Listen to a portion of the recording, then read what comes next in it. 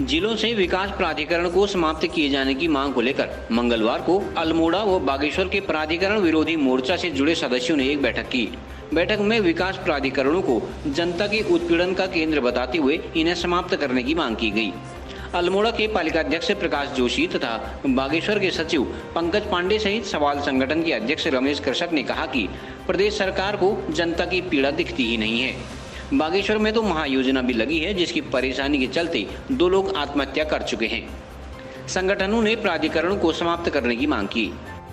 प्रदेश सरकार ने 2017 में एक ऐसा कानून जनता के ऊपर थोपा है कि लोग अपने मकान बनाने के लिए प्राधिकरण के पास उनके जाने के लिए विवश होना पड़ रहा है।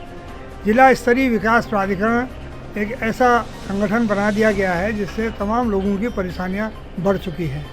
लोग अपने मकान नहीं बना पा रहे हैं और पूरे प्रदेश में एक प्रकार का एक भय का वातावरण वहाँ पर बन गया है। ये विकास प्राधिकरण जो है ये इसमें जितनी लूट हो रही है, जितनी खसूट हो रही है, उसका प्रमाण तो माननीय मुख्यमंत्री पूर्व तीरथ सिंह रावत जी ने स्वयं ही कहा कि ये भ्रष्टाचार के अड्डे बन गए हैं। तो ये स्थितियां बहुत ही विकट स्थितियां हैं प्रदेश में।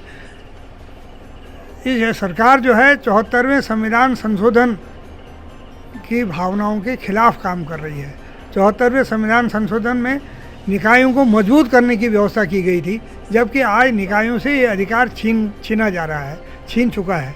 तो हमारी मांग है कि सरकार निकायों को अधिकार दे, निकाय अपने नगरीय क्षेत्र में भवन निर्माण स्वयं करें और ताकि उनकी आमदनी जो होगी उससे वो निकायों का खर्चा चलाएंगे। ये व्यवस्था पहले से बनी हुई थी जिसे सरकार ने भंग कर दिया, जिसे सरकार ने छीन लिया है। आज लोग अपने मकान नहीं बना पा रहे हैं और तमाम उसमें जो नियम बना दिए गए हैं उससे लोगों को काफ़ी परेशानियों का सामना करना पड़ रहा है।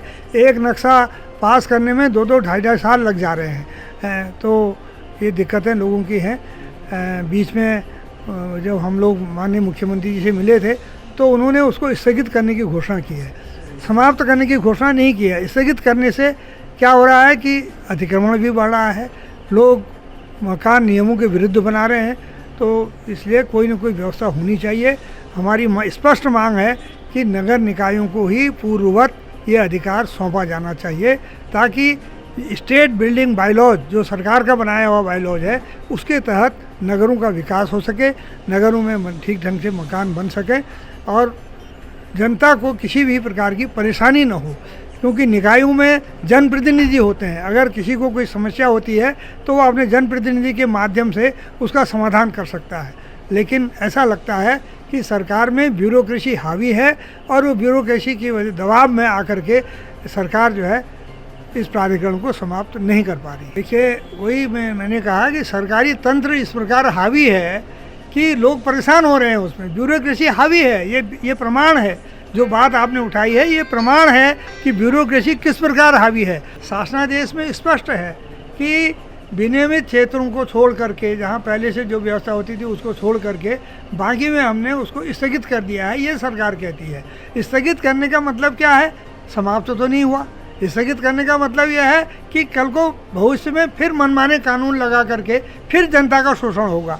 तो इसलिए हमारी स्पष्ट मांग है कि स्थगित करने का कोई सवाल नहीं है, इसे समाप्त किया जाना चाहिए। हम ये कहना चाहते हैं कि जहां पूरे पर्वतीय क्षेत्रों में सरकार ने प्राधिकरण लगाए थे, लेकिन बागेश्वर में 2010-11 में जो है महायोजना भी लगा दी गई है। महायोजना में क्या हुआ कि लोगों का जो भू उपयोग है वो बदल दिया गया है। आज समस्या ये आ रही है लोगों को कि लोग अपना मकान बनाने के लिए अगर नक्शा भी पास कराना चाहते हैं तो पहले उनको भू उपयोग अपना देखना पड़ता है कि भाई हमें ये किस भू उपयोग के तहत हमारी ज़मीन वर्गीकृत कर दी गई है और हमें क्या मकान बनाना है। अगर वो भू उपयोग बदलना चाहते हैं तो उसके लिए मतलब वो लगभग असंभव प्रणाली बना दी गई है। अभी प्रदेश सरकार ने भू उपयोग परिवर्तन के नियम बदले थे, लेकिन वो भी जो है पता नहीं क्या समझ के बदले कि 4000 वर्ग मीटर भू उपयोग बदलने का अधिकार आपने जिला स्तरीय विकास प्राधिकरण को दिया है। जबकि पहाड़ों में 1 नाली 2 नाली भूमि में आदमी अपना भवन बनाता है, वह 2500 वर्ग फीट जगह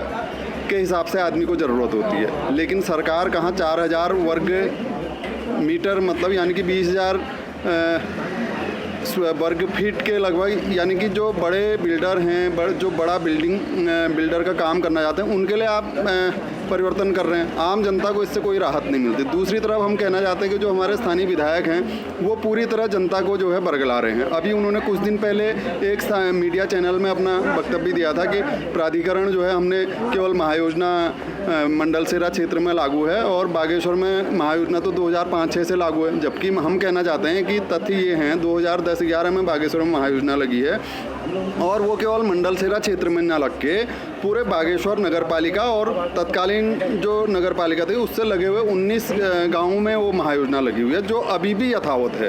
तो हमारी मांग है कि पहले तो जो विकास प्राधिकरण स्थगित किए गए हैं वो बागेश्वर क्षेत्र के लिए भी वो लागू होना चाहिए।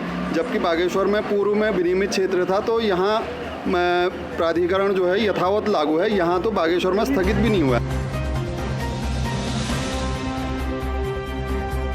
CCN न्यूज के लिए सुरेश पांडे की रिपोर्ट।